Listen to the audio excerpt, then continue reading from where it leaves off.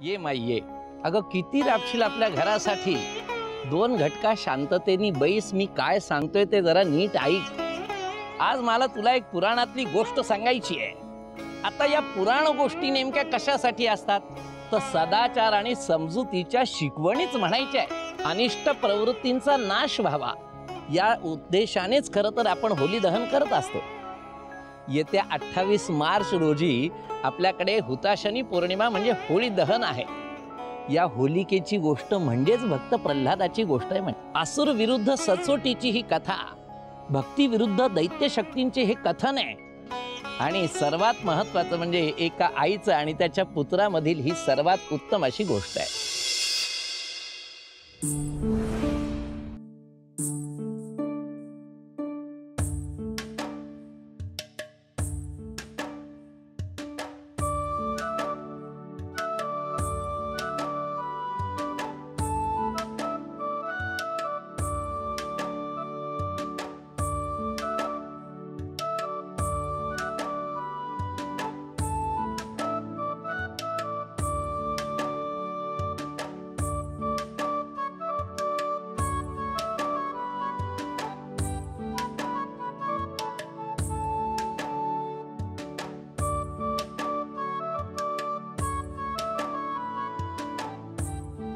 महाराणी कयाधू,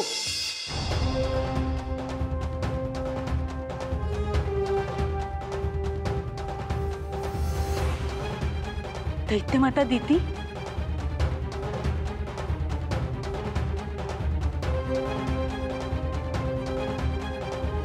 माझा पुत्र हिरण्यकश्यपू संपूर्ण दैत्य कुळाच्या कल्याणासाठी आणि विष्णूचा नाश करण्यासाठी ब्रह्मदेवाची कठोर तपश्चर्या करतोय. आणि तू त्याची पत्नी असून विष्णूला प्रिय अशा तुळशीची पूजा करतेस. हे संस्कार आमच्या दैत्य कुळाच्या भावी युवराजावर करणार आहेस तू. एक अवाक्षरही काढू नको. जर हिरण्यकश्यपूला कळलं की त्या दुष्ट विष्णूच्या प्रिय तुळशीची तू पूजा करतेस तर त्याच्या रागाला सामोरं जाणं तुला कठीण होईल. आता तरी माझी काय वेगळी अवस्था आहे दैत्य माता. आत्ता त्यांच्या पत्नीला त्यांच्या सहवासाची, आधाराची सगळ्यात जास्त ओढ आहे हे ज्ञात असूनही ते तपश्चर्येला निघून गेले. कारण त्याचे हे कार्य संपूर्ण दैत्य कुळाच्या उद्धारासाठी आहे हे ध्यानात ठेव. स्त्री असून काळा सोसता येत नाही तुला. तरी नशीब पहिल्यांदा घडत नाहीये तुझ्या बाबतीत. आधी झाली आहेस ना बाळन. एकदा का त्यास ब्रह्मदेवांकडून वरदान मिळालं की विष्णूचा नायनाट झालाच म्हणून समज. अजूनही तो दिवस विसरले नाहीये मी, जेव्हा त्या कपटी विष्णूनं माझ्या थोरल्या मुलाचा हिरण्याक्षाचा वध केला होता. दैत्य कुळासाठी अभिमानाचं काम करत होता तो. तुमचा क्रोध मी समजू शकते दैत्य माता, परंतु अधर्माचे समर्थन देवलोक व असुर लोक कुठेही होऊ शकत नाही. हिरण्याक्ष भाऊजींनी साक्षात पृथ्वीला समुद्रात बुडवण्याचे दुस्साहस केले होते. पृथ्वीला आपण माता म्हणतो, ती देखील एक स्त्रीच आहे. तिचं असं झालेलं हनन आपण कसं काय मान्य करू शकतो. आणि या महापातकाचा दंड म्हणून साक्षात भगवान श्री विष्णूंनी वराह रूप धारण करून हिरण्याक्ष भाऊजींना शिक्षा केली. हेच संस्कार करतेस वाटतं आपल्या पोटातल्या बाळावर. एखादी असती तर गेली असती नवऱ्यास मदत करायला विष्णूचा सूड घेण्यासाठी, पण तू भगवान श्री विष्णू म्हणतेस. या तुळशीला पाणी घालतेस.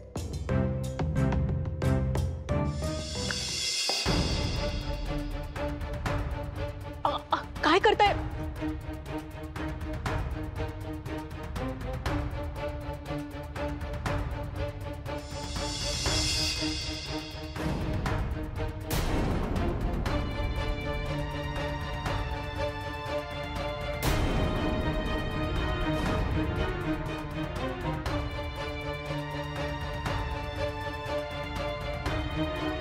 लक्षात ठेव, पुत्रवियोग तोही त्याचा वध केल्यामुळे झालेला. ह्या यातना मी सहन केल्या. तुला काय समजणार? काय अभद्र बोलताय दैत्य माता. आशीर्वाद नका देऊ, पण किमान अनिष्ट काही बोलू नका. जे तुला ऐकवत नाही ते दुःख मी सोसलंय आणि त्याचं क्षालन त्या कपटी विष्णूचा नायनाट केल्यावरच होईल आणि माझा पुत्र ते करूनच दाखवेल.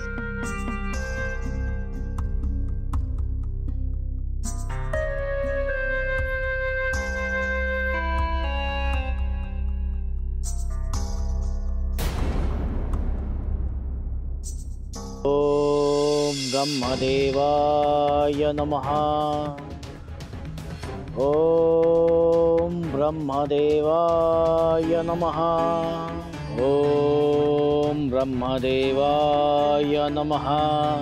ओम ब्रह्मदेवाय नमः. ओम ब्रह्मदेवाय नमः. ओम ब्रह्मदेवाय नमः. ओम ब्रह्मदेवाय नमः. ओम ब्रह्मदेवाय नमः. ओम ब्रह्मदेवाय नमः. ओम ब्रह्मदेवाय नमः. हे काय अघटित घडते आहे देवेंद्र? ज्याचे आम्हाला भय वाटत होते तेच घडते आहे सूर्यदेव. या हिरण्यकश्यपूची कठोर, तीव्र आणि उग्र तपश्चर्या बघून आमची खात्री पटली की हा ब्रह्मदेवांना प्रसन्न करूनच श्वास घेईल.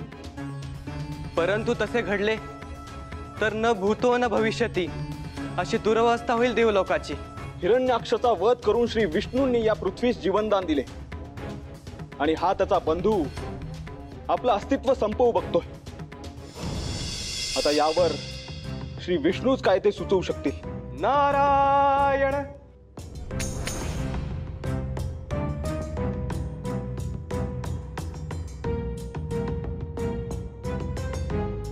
हे काय देवेंद्र, आपल्या मुखावर ही चिंता कसली? आपली अस्थिरता आता इतकी जाणवू लागली आहे की सर्व देवलोकात कंप सुटला आहे. प्रणाम देवर्षी नारद. आपण अगदी योग्य क्षणी धावून आला आहात. ह्या चिंतेमागचे कारण? तो असुराधीश हिरण्यकश्यपू आहे मुनिवर. मी तर असं ऐकलंय की महाराज हिरण्यकश्यपू तपश्चर्येत मग्न आहेत. ती तपश्चर्या नव्हे, ती आपल्या देवलोकाच्या विनाशाची ठिणगी आहे.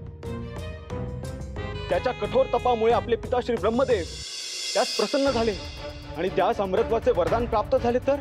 तर मग महाराज ते जरी असुरांचे राजे असले तरी आपण देवेंद्र आहात आणि आपण घाबरून गेला आहात ही वार्ता जर सर्व लोकात पसरली तर?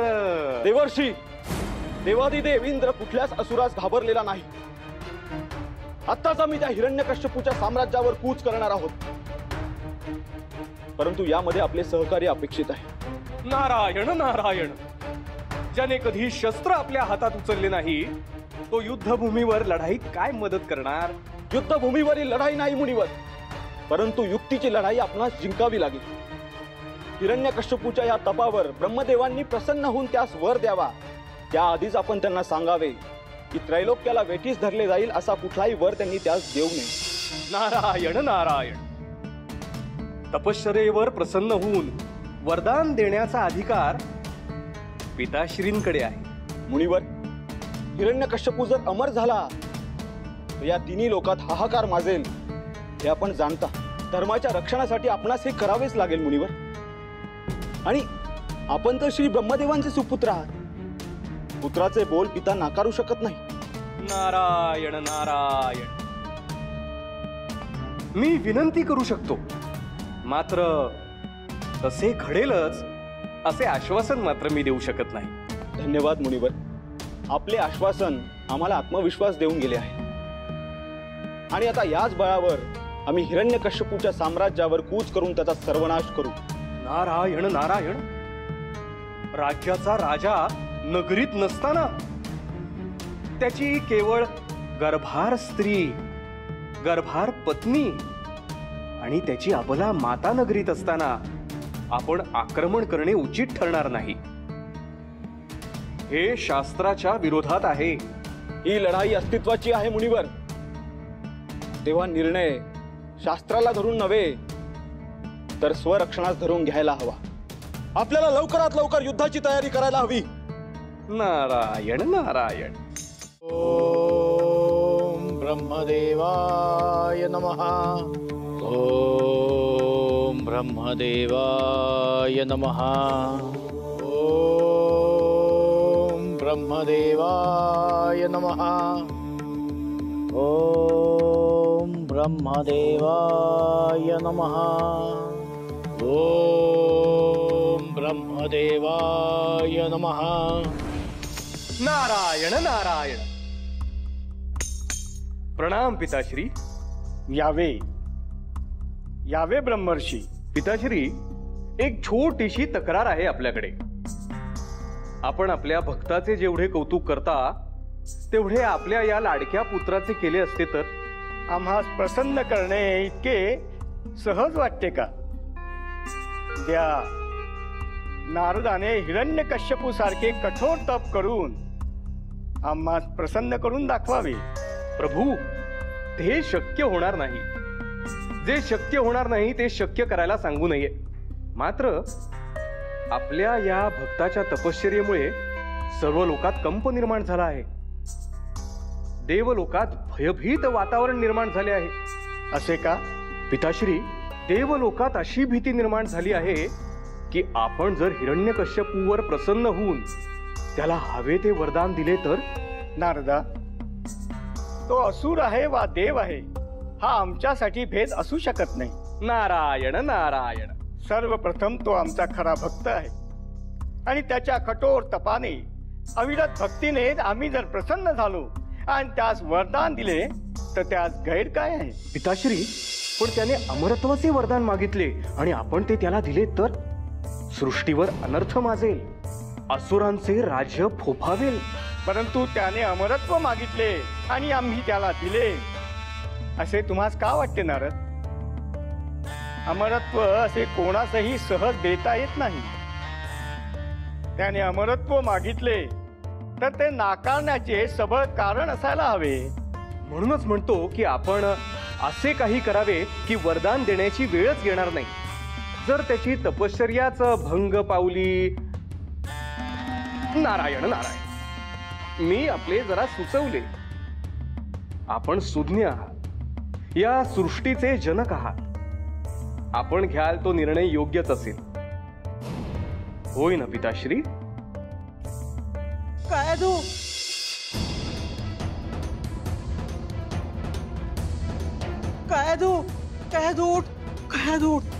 काय झाले दैत्य माता? आपण अशा भयभीत का? ज्याचं भय होतं तेच घडले आहे. म्हणजे दैत्यराज हिरण्यकशिपू तपश्चर्या करतात हे ऐकल्यावर तेव्हा कपटी देवांनी दैत्य लोकावर आक्रमण केलंय. कयाधू, आपल्याला या क्षणी इथून निघायला हवं, अन्यथा तो इंद्र येईल आणि तुझ्या गर्भातील पुत्राला हानी पोचवेल. नाही, काही झालं तरी मी माझ्या पुत्रास काहीही होऊ देणार नाही. चला.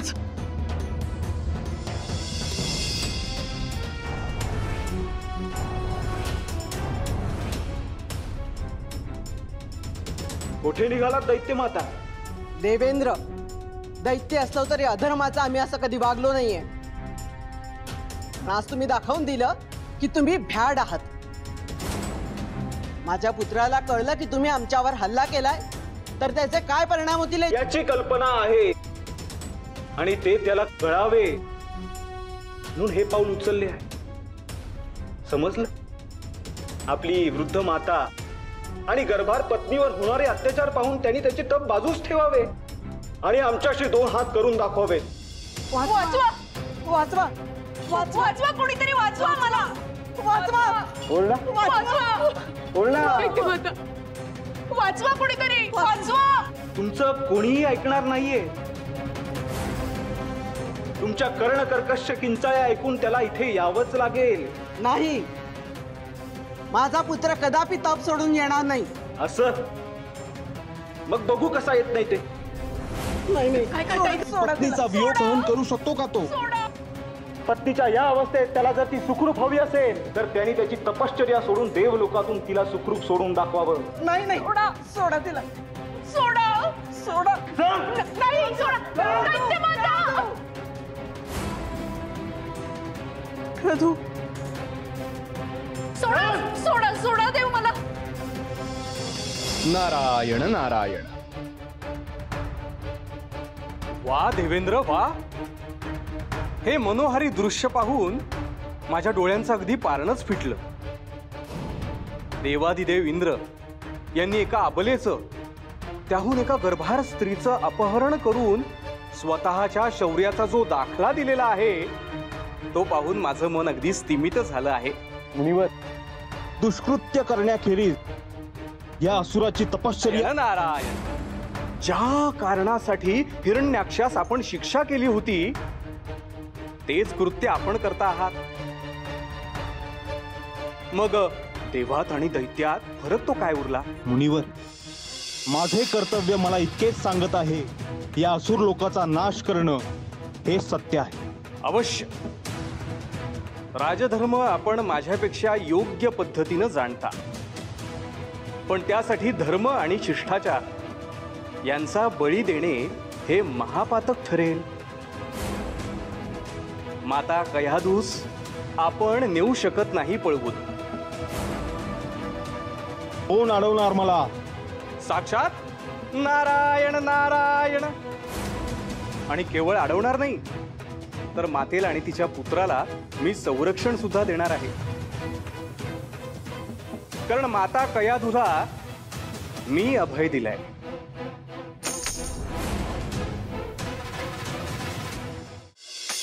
नारायण नारायण.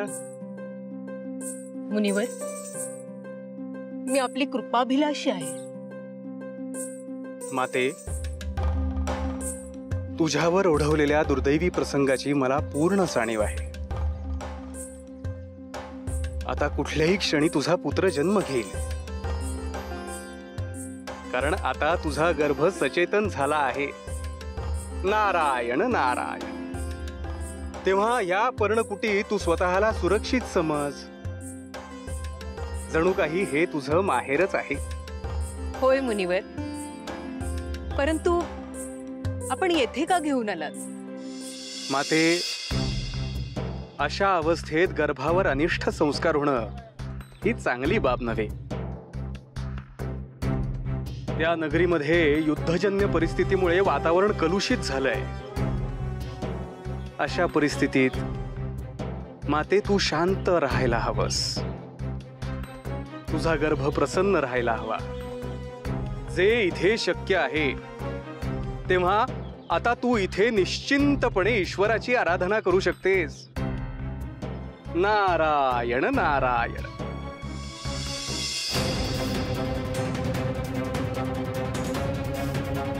मुनिवर, काय झाले? ही कंपन आहे, कसला संकेत आहे हा? नारायण नारायण. जे घडू नये ते घडले. हिरण्यकश्यपूची तपश्चर्या पूर्ण झाली. तपश्चर्या पूर्ण झाली म्हणजे? म्हणजे पिताश्री ब्रह्मदेव प्रसन्न झाले. आता सगळ्यांचं लक्ष लागून राहिलं आहे ते त्यांच्या वरदानाकडे. नारायण नारायण. ओम ब्रह्मदेवाय नमः. ओम ब्रह्मदेवाय नमः. ओम ब्रह्मदेवाय नमः. मंडळी, तर ह्या संपूर्ण कहाणीमध्ये, कथेमध्ये उद्या काय होईल ते आपण पाहणारच आहे. पण उद्या आपल्याकडे हुताशनी पौर्णिमा म्हणजे होळी दहन आहे. पण याच हुताशनीची म्हणजे होळीची पूजा कशी करायची? प्रत्येकाने आपापल्या घराबाहेर निदान 4 गौऱ्या लावून का होईना पण केली पाहिजे. पहा, एरंडाचं त्यावेळेला आपल्याला 1 फांदी लागते किंवा उसाची 1 फांदी आपल्याला लागते. त्याच वेळेला आपण विधिवत त्या होलिकेची पूजा करायची. हुताशनी पौर्णिमेच्या निमित्ताने तिला गंध, अक्षत, फूल हे सगळं अर्पण करायचंय. तिला हार अर्पण करायचा आहे. आणि त्यानंतर आपण साखरेची जी हार घालत असतो तर ते देखील त्या होळीला अर्पण करावा. आणि त्यानंतर होळी पेटवायची. आता होळी पेटवल्यानंतर काय करायचंय तर त्याला नैवेद्य दाखवायचा आहे. मग तो घरी बनवलेला नैवेद्य, शक्यतो एक गोड काहीतरी पदार्थ असावा. आपल्याकडे पुरणपोळीची परंपरा आहे, पुरणपोळीचा नैवेद्य. त्याचप्रमाणे श्रीफळ जी आहे किंवा खोबऱ्याची वाटी जी असते ती आपण त्या याच्यामध्ये टाकतो आणि नंतर तोच प्रसाद म्हणून आपण घेत असतो. अशा पद्धतीने त्याच्यावर 3 वेळेला पाण्याने चक्र फिरवावं होळीच्या मागे आणि त्यानंतर होलिकेची प्रार्थना करा.